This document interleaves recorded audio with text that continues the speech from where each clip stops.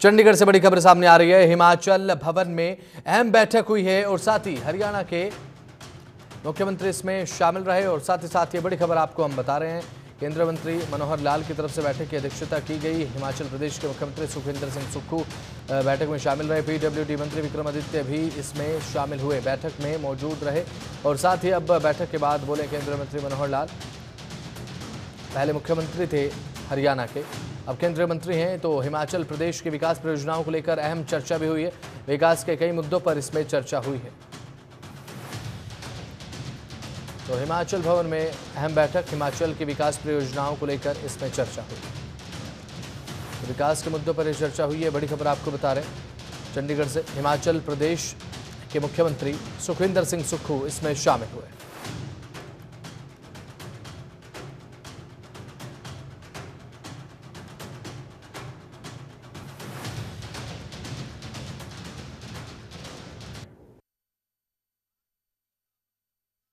होनी चाहिए। उसमें काफ़ी हिली स्टेट्स में खास करके हिमाचल प्रदेश एक अग्रणी स्थान इनका बना हुआ है। हमने इसमें जो पीएम स्वनिधि उस योजना पर भी बातचीत की है और जो दीनदयाल अंत्योदय योजना एनुअल उसकी भी चर्चा हुई है।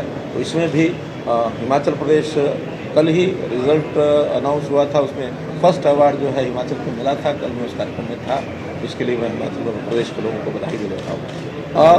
मुख्यमंत्री जी की ओर से जो बातें रखी गई हैं वो सब नोट किए हैं, क्योंकि ये सारे विषय जो होते हैं कैबिनेट स्तर के होते हैं, केंद्र में जाकर के विचार किए जाते हैं।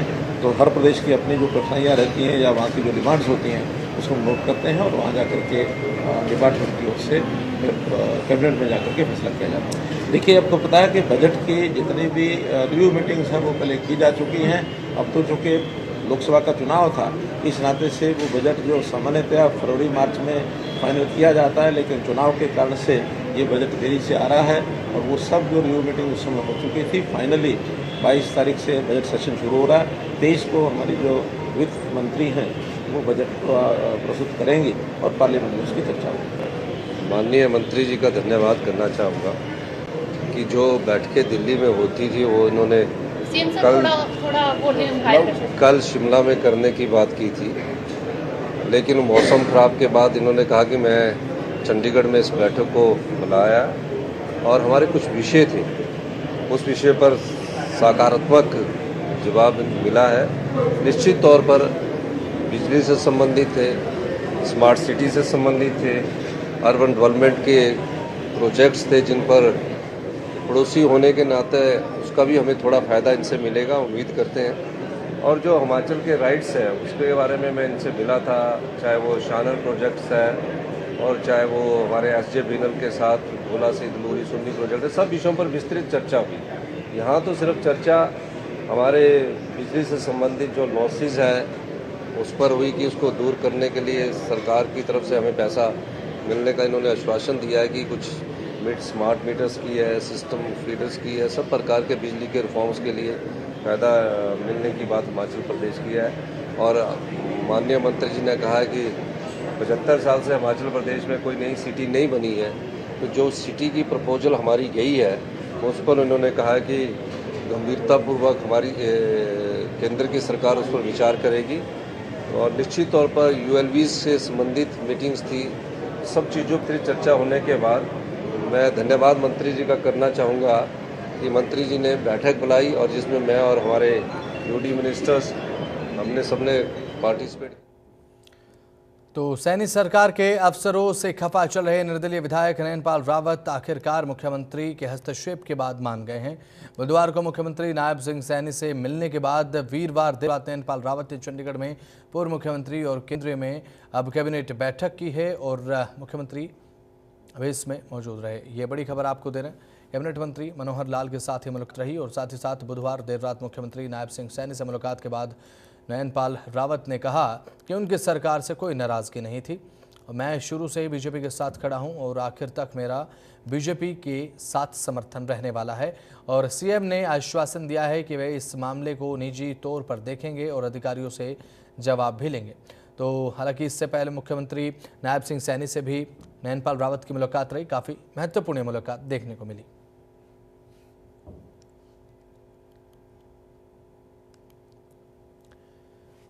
तो हरियाणा के पूर्व गृह मंत्री अनिल विज ने आम आदमी पार्टी पर तंज कसते हुए कहा कि आम आदमी पार्टी अब जमानत जब्त पार्टी हो गई है। जिन मुद्दों को लेकर ये सत्ता में आए थे, आज उसके विपरीत हो रहा है। और अब दीपेंद्र सिंह हुड्डा पर तंज कसते हुए उन्होंने कहा कि भाजपा के राज में एक पैसे का भी गबन नहीं हुआ, एक पैसा बैंक खाते में जाता है। अब ऐसे में एक एक पैसा जो कि ऊपर से सामने आता है वही किसानों को दिया जाता है, ज़रूरतमंदों को दिया जाता है। एक भी पैसे की धांधलेबाजी नहीं है जिसे इन्हें तकलीफ हो रही है। अब ऐसे में क्योंकि इनका खर्चा चलना बंद हो गया है। और साथ ही इस दौरान अनिल विज ने दिल्ली के मुख्यमंत्री अरविंद केजरीवाल पर भी तंज कसा। उन्होंने कहा कि अरविंद केजरीवाल का बाहर आना या ना आना कोर्ट के ऊपर है और अगर उन्हें जमानत नहीं मिल रही है इसका मतलब है कि उनके खिलाफ कोई ठोस सबूत होगा। देखिए, आम आदमी पार्टी अब लगभग सारे देश में जमानत जब्त पार्टी बन गई है। अभी दिल्ली से भी लोगों ने इनको उखाड़ के फेंक दिया, पंजाब में भी उनको मनवांछित नतीजे नहीं मिले हैं, हरियाणा में भी उन्होंने बड़े जोर शोर के साथ अपना उम्मीदवार खड़ा किया था, वो यहाँ से हार गया है। आम आदमी पार्टी अब गई हुई चीज़ हो गई है। अब ये जो इनके किरदार सामने आए हैं, जिन मुद्दों को लेके ये लड़े थे और जिन मुद्दों को लेकर इन्होंने राजनीति में आए थे, जो अपनी सरकारें बनाई थी, उससे पूरी तरह यू टर्न हो चुके हुए हैं। दीपेंद्र हुड्डा जी बताएं, जनता को ठीक ठीक बताएं कि जो हमने पेंशन की है 3100, क्या वो लोगों को 25% मिल रही है? जो हमने और घोषणाएं की हैं, क्या वो उसका 25% मिल रहा? केवल सारा नहीं मिल रहा। अरे तुम्हारा राज खत्म हो गया, हमारे राज में एक एक पैसा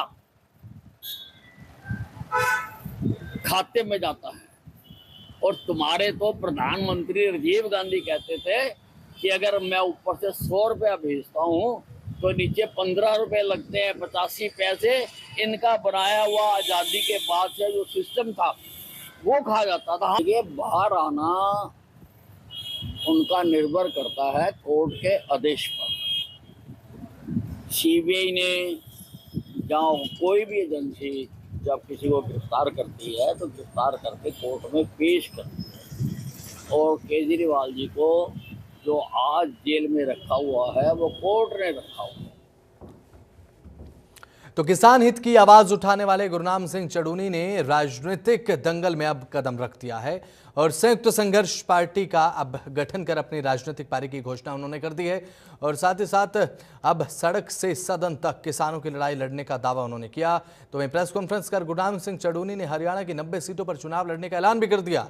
उन्होंने कहा, लोकसभा चुनाव में सिर्फ कुरुक्षेत्र लोकसभा सीट पर गठबंधन इनेलो के साथ हुआ था। जजपा या भाजपा से उनकी पार्टी कोई गठबंधन नहीं करेगी। उन्होंने कहा कि राजनीतिक दल या तो फिर चौधर के लिए चुनाव लड़ रहे हैं या फिर पैसा कमाने के लिए। देखिए, ये मीटिंगें हम सभी जिलों में कर रहे हैं, कल से शुरू की हैं और संयुक्त संघर्ष पार्टी का गठन किया है और संयुक्त संघर्ष पार्टी की आज ये मीटिंग रखी है।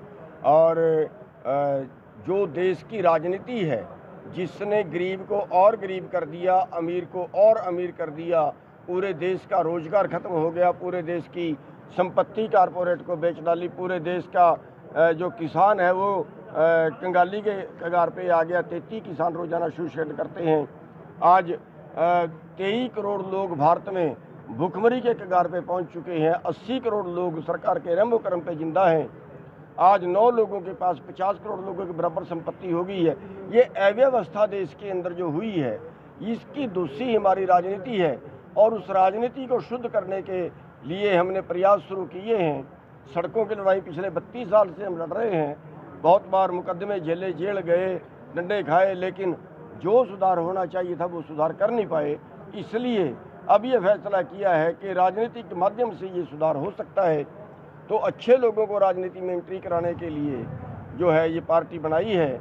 और उसी पार्टी के का जो आज यहाँ पे मीटिंग थी, और उसके लिए आगे काम जो है, जो आने वाला चुनाव है उसमें पूरे हरियाणा के अंदर चुनाव लड़ा जाएगा। संयुक्त संघर्ष पार्टी का हमने नाम रखा है, और जो मुद्दे हैं उन मुद्दों में जो है, जो जनता के मुद्दे हैं, जो लोगों के मुद्दे हैं, जो गरीबों के मुद्दे हैं, वो हमने लिए हैं। जैसे कोई गरीब है उसको 200 गज का प्लाट और 2 उसमें रूम बना के वो प्लाट उसको दिया जाएगा। जो बेरोज़गार हैं उनको अपना रोज़गार करने के लिए 5 लाख रुपए की ग्रांट यानी कि फ्री दिया जाएगा, ताकि बेरोज़गार बाहर को ना भागे, यहीं कारोबार करें। तो वहीं उत्तर प्रदेश के गोंडा में झुलाही और मोतीगंज रेल मार्ग पर चंडीगढ़ डिब्रूगढ़ एक्सप्रेस 15904 ट्रेन की पटरी से 6 डिब्बे नीचे उतरने से हादसा हो गया। इसमें अभी फिलहाल बताया जा रहा है कि कई लोग घायल हो गए हैं। फिलहाल घायलों के इलाज के लिए अस्पताल में भर्ती कराया गया है। अब इस बारे में जानकारी देते हुए अंबाला के DRM मनदीप भाटिया ने बताया कि हादसे को देखते हुए अब अलग अलग जगह के हिसाब से हेल्पलाइन नंबर भी जारी किए गए हैं। अब स्थिति को देखते हुए अंबाला स्टेशन पर हेल्प डेस्क बनाए गए हैं। उन्होंने बताया कि इसके अलावा चंडीगढ़ में भी नंबर जारी किए गए। तो रेलवे स्टेशन पर जो हेल्प डेस्क है वो बनाए गए हैं। गोंडा हादसे के बाद अब हेल्पलाइन नंबर जारी किए गए हैं। चंडीगढ़ में भी हेल्पलाइन नंबर जारी किया गया। अंबाला DMR ने अब ये जानकारी दी है। DRM की तरफ से जानकारी देते हुए बताया गया कि जो यहाँ पर हेल्पलाइन नंबर जारी किए गए हैं, लोग उन पर संपर्क कर सकते हैं। हाँ, हेल्पलाइन नंबर जारी किए गए हैं। चंडीगढ़ में हेल्पलाइन नंबर है 0172-263-9785। अम्बाला में हेल्पलाइन नंबर है 0171-261-0653। लखनऊ जंक्शन में हेल्पलाइन नंबर है 8957409292। गोंडा में हेल्पलाइन नंबर है 8957400965। उनके लिए हम लोगों ने अम्बाला और चंडीगढ़ में हेल्प डेस्क एस्टेब्लिश किए हैं, जिससे उनको त्वरित जानकारी मिल पाए। तो वहीं कुरुक्षेत्र के भाजपा के युवा मोर्चा के जिला अध्यक्ष साहिल सुधा ने जिले के युवा मोर्चा की टीम का गठन किया है। और भारतीय जनता पार्टी के युवा मोर्चा के जिला अध्यक्ष साहिल सुधा ने बताया कि मुख्यमंत्री नायब सिंह सैनी के नेतृत्व में बीजेपी अनेकों विकास के कार्य कर रही है। और साथ ही उन्होंने आगे ये कहा कि भारतीय जनता पार्टी का युवा मोर्चा एक ऐसा मोर्चा है जो हमेशा कार्य करने के लिए आगे खड़ा रहता है। उन्होंने कहा कि आज जिले की टीम का गठन किया गया है। तो जिला अध्यक्ष ने अब टीम का गठन किया है। ये बड़ी खबर आपको हम बता रहे हैं। हरियाणा कुरुक्षेत्र से जिला अध्यक्ष ने ये टीम का गठन किया है। और साथ ही अब इस गठन के साथ अब आगे जो चुनाव होने हैं, अब चुनाव को लेकर भी पार्टी पूरी तरह से तैयार नजर आ रही है।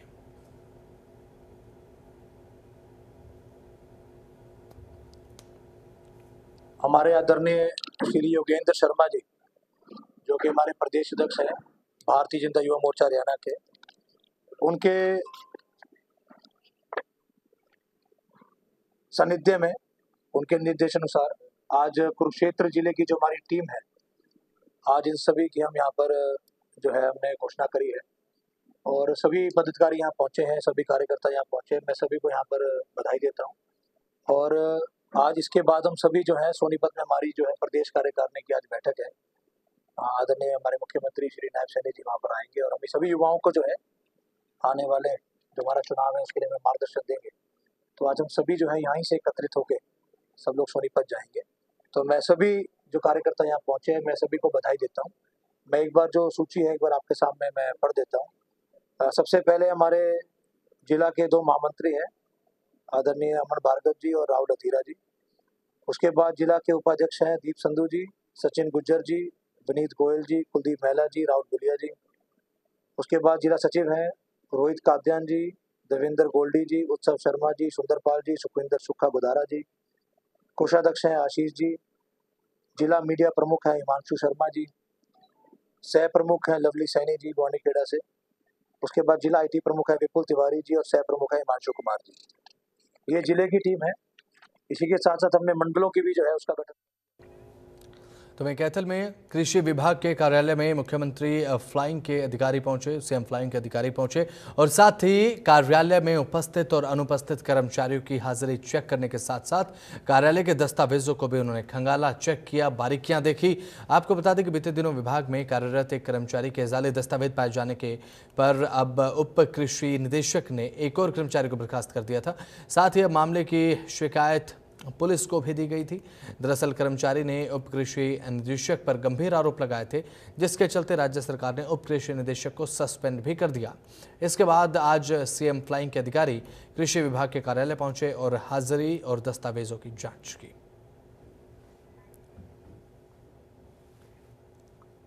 लगभग 9:30 बजे सीएम उड़न दस्ता की टीम के अधिकारी हमारे कार्यालय में आए थे, तो उन्होंने हमारे से सभी कर्मचारियों को जो कि रेगुलर हैं और कॉन्ट्रैक्चुअल हैं, 25 मेरे कार्यालय में इस समय है, तो उनकी हाजिरी रजिस्टर मांगी और जो कि सभी दुरुस्त पाएगी। जो कर्मचारी छुट्टी पे थे उनकी डिटेल हमने दे दी, उनकी एप्लीकेशन हमारे पास आई थी।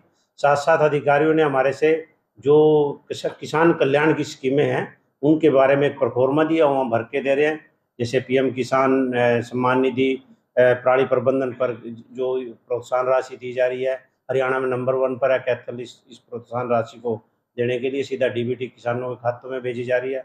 और जो अन्य किसान कल्याण स्कीमें हैं उनके एक परफॉर्मा है 2 पेज का, वो हम भर के बेनिफिशियरियों की संख्या और जो लंबित हैं या किसी कारण से हम उनको दे नहीं पाए उसका कारण भी हम प्रोवाइड करा रहे हैं। खामियां को टीम को मिली? हाँ, कोई खामियां अभी तक टीम को नहीं मिली है। कार्यालय का बिल्कुल साफ सुथरा है और दुरुस्त है और सारी स्कीमें जो विभाग की है सीधी पोर्टल से है, इसीलिए विभाग के पास शिकायत का कम से कम ही कारण रहता है। जो कोई शिकायत आती है तो उसको निवारण करने की कोशिश करते हैं, यदि नहीं होती तो शिकायतकर्ता को संतुष्ट किया जाता है कि आपका इस अपडेशन की वजह से पोर्टल पर जैसे आधार अनेबल्ड या उसकी लैंड रिकॉर्ड का न होना, इस तरह की शिकायतें हैं, उनको हम तुरंत उसको गाइड करते हैं और स्वयं बैठाकर तो उसका। तो वहीं कांवड़ियों की यात्रा सुगम और सरल हो, इसके लिए जिला प्रशासन और ट्रैफिक पुलिस ने 3 रूट बनाए हैं। प्रशासन ने कलिंदी कुंज से पलवल, बदरपुर बॉर्डर से पलवल नेशनल हाईवे और साथ ही बदरपुर बॉर्डर से बड़घल चौक होते हुए सोना की तरफ जाने वाले कांवड़ियों के लिए रूट बनाया है। ट्रैफिक पुलिस के अब एसीपी शैलेंद्र सिंह ने जानकारी दी है कि इन सभी रास्तों की साफ सफाई और पैच वर्क का काम शुरू कर दिया गया है। उन्होंने बताया कि रास्तों पर लगने वाले शिविर के पास एम्बुलेंस की भी व्यवस्था करवाई जाएगी। कांवड़ियों को यात्रा करने में कोई परेशानी न हो, इसके लिए हर शिविर के पास 24 घंटे पुलिस के जवान तैनात रहेंगे और सभी रूटों पर जगह जगह होमगार्ड्स की भी तैनाती होगी।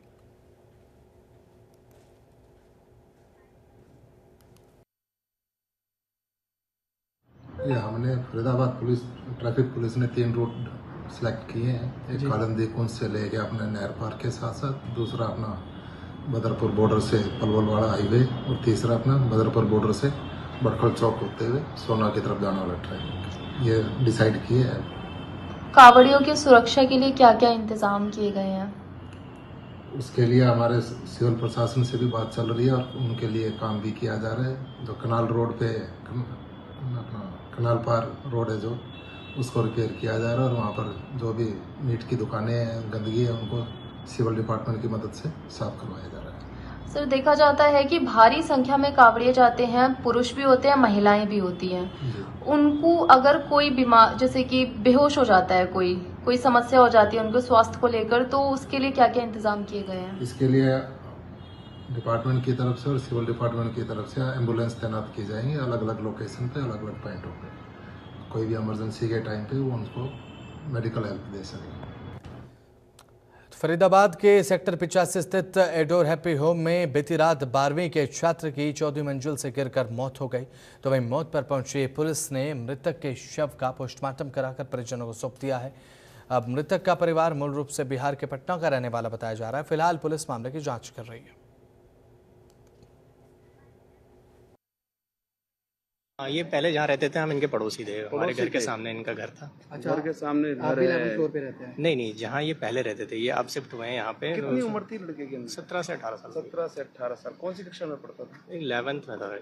11th में। तो कैसे कोई डिप्रेशन वगैरह लगता था कुछ? कैसे? इसके बारे में तो हमें कुछ नहीं पता है, हमें तो बस अपडेट मिली है तो हम आए। अभी पेरेंट्स से किसी से बात नहीं हुई है क्योंकि कोई है नहीं। आप परिवार में कौन कौन था उनके में?